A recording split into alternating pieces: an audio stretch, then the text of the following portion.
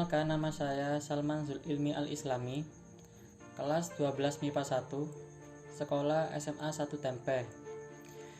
Tema podcast kali ini berisi tentang pahlawan, yaitu Muhammad Hatta. Dr. Andes Haji Muhammad Hatta populer sebagai Bung Hatta. Lahir dengan nama Muhammad Attar di Fort de Kock, Hindia Belanda, 12 Agustus 1902. Meninggal di Jakarta 14 Maret 1980 pada umur 77 tahun.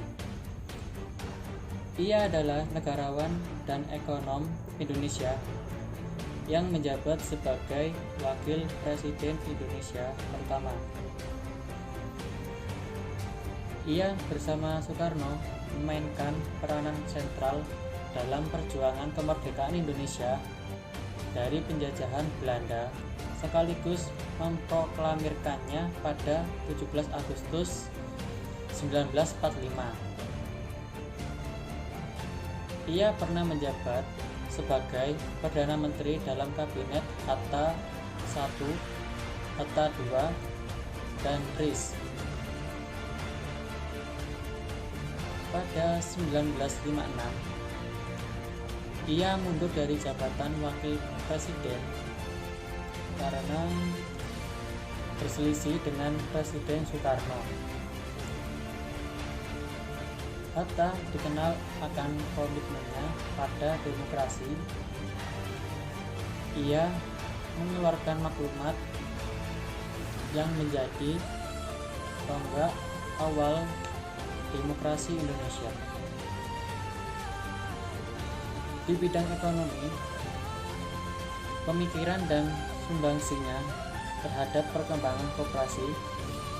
Di samping itu, dijuluki sebagai Bung Hatta juga kerap memberikan bimbingan pada gerakan koperasi agar dapat mewujudkan cita-cita ekonomi koperasi yang ia miliki. Sekitar tahun 1951, tepatnya tanggal 12 Juli, Bapak Muhammad Hatta menyampaikan pidato lewat radio sebagai bentuk penyambutan kepada Hari Koperasi Indonesia. Dan hal ini beliau lakukan berangkat atas besarnya kepedulian beliau terhadap gerakan koperasi yang ada di Indonesia. Pada tanggal 17 Juli 1953, Bung Hatta pun ditunjuk sebagai Bapak Koperasi Indonesia pada saat Kongres Koperasi Indonesia di Kota Bandung. Pada tanggal 14 Maret 1980, Indonesia pun berduka. Bung Hatta menghembuskan nafas terakhirnya dengan meninggalkan Rahmi Rahim, istri, dan 3 orang putri kesayangannya, Miyuti Farida, Gemala Rabi'ah, dan Halida Nuriah. Beliau dimakamkan di Tanah Kusir, Jakarta. Pemerintah Indonesia menetapkan sebagai salah satu pahlawan Indonesia pada tanggal 23 Oktober 1986 melalui Kepres nomor 081-TK-1986. Namanya bersanding dengan Soekarno sebagai Dwi Tunggal dan disematkan pada Bandar Udara Soekarno-Hatta. Di Belanda, namanya diabadikan sebagai nama jalan di kawasan perumahan Zuiderpolder, Haarlem.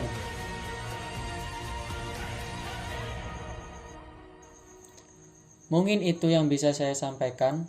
Terima kasih sudah sedia dengerin sampai akhir cerita ini. Mohon maaf bila ada salah kata. Tetap sehat, tetap bahagia, tetap semangat. Sekian, wassalamualaikum warahmatullahi wabarakatuh.